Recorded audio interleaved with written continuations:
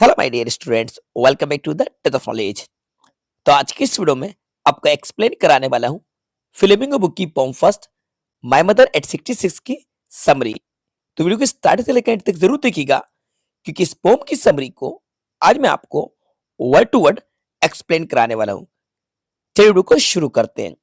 तो हमारी जो पहली वाली बुक है जिसका नेम है फ्लेमिंगो, इसकी जो पोम है फर्स्ट माय मदर एट 66, इसकी पोइटेस है कमला दास। तो इस नाम को आप याद रखिएगा, माय मदर एट 66 की पोइटेस है कमला दास।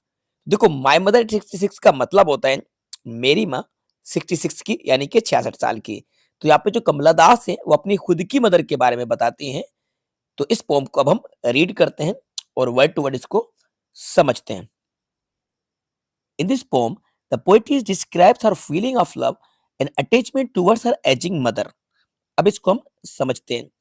इन दिस पोम यानी कि इस कविता में the poetess describes her feeling of love, यानी कि जो कवियत्री है पोइटेस है कौन है, कमला दास है।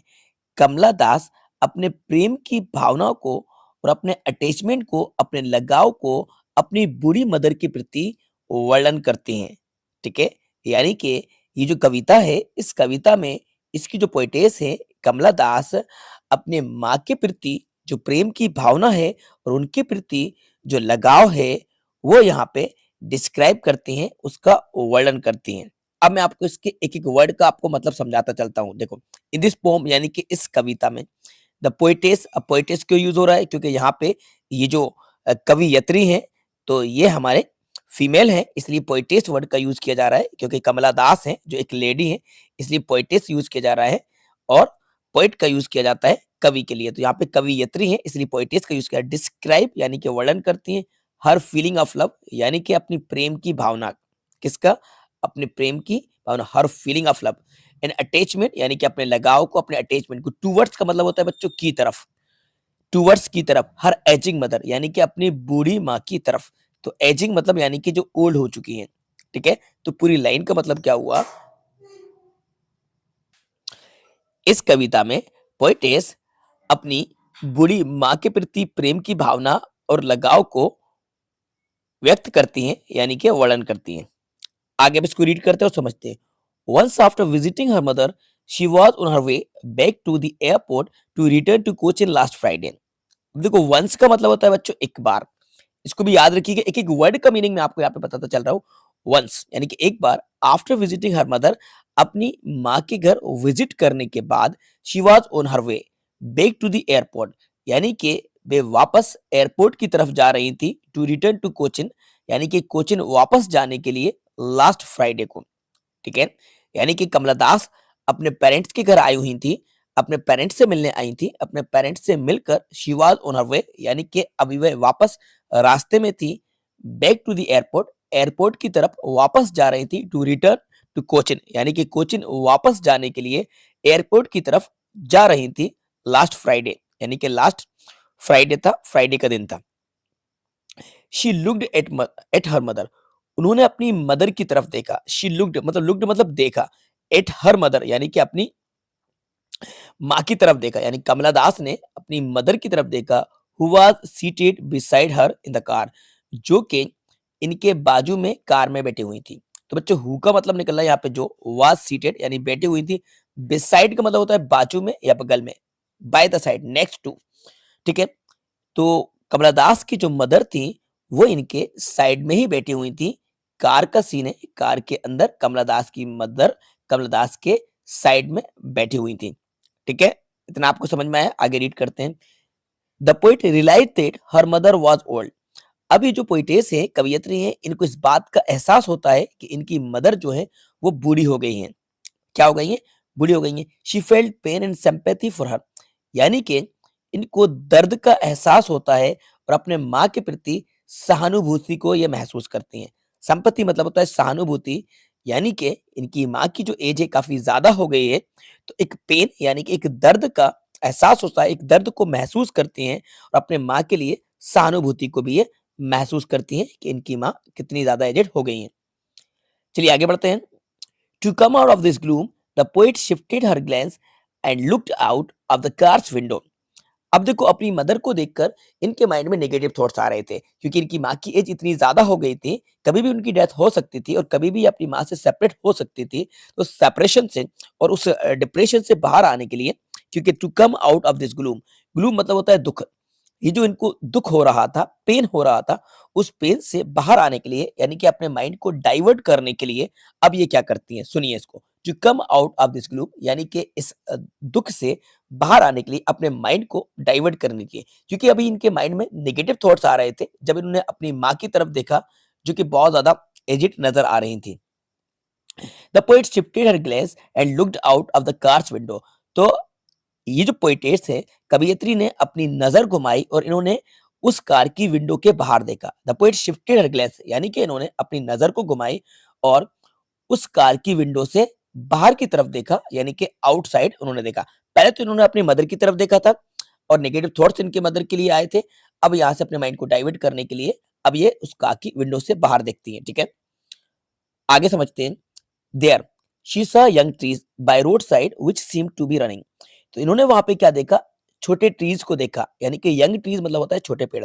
शीशा देखा, बाय रोड साइड रोड के किनारे कुछ पेड़ इनको नजर आए, विच सीम टू बी रनिंग जो इनको भागते हुए लगे, रनिंग करते हुए लगे। एक्चुअल में ट्रीज रनिंग नहीं करते हैं, लेकिन ये इनका इल्यूजन था, इनको ऐसा लग रहा था कि वो जो ट्रीज हैं वो भाग रहे हैं। देखो रियलिटी में क्या होता है, जब हम फॉरवर्ड जाते हैं, हम किसी व्हीकल में होते हैं, तो वो उसके साइड में जो ट्रीज वगैरह हैं, हमें ऐसा लगता है कि वो अपोजिट डायरेक्शन में जा रहे हैं, वो भी हमारे साथ भाग रहे हैं, हम फॉरवर्ड हो रहे हैं और वो बैकवर्ड हो रहे होते हैं। जबकि ऐसा हमारा इल्यूजन होता है, ऐसा हमें लगता है, रियलिटी में वो स्टेबल होते हैं, वो कहीं मूव नहीं करते हैं। ठीक है, इमूवेबल होते हैं वो। तो ट्रीज कैसे लगे इनको, भागते हुए दिखे। Little children were running out of their houses, छोटे बच्चे इनको अपने घरों से भागते हुए निकलते हुए इनको नजर आए। लिटिल चिल्ड्रन यानी कि छोटे बच्चे were running out of their houses, अपने घर से दौड़ते हुए बाहर निकल रहे थे, यानी कि छोटे बच्चे अपने घरों से दौड़ते हुए बाहर निकल रहे थे, ये इन्होंने देखा। दिस सिंबलाइज एनर्जी, तो बच्चे किस चीज का प्रतीक है, एनर्जी का, लाइफ एंड हैप्पीनेस का, जिंदगी का और हैप्पीनेस का।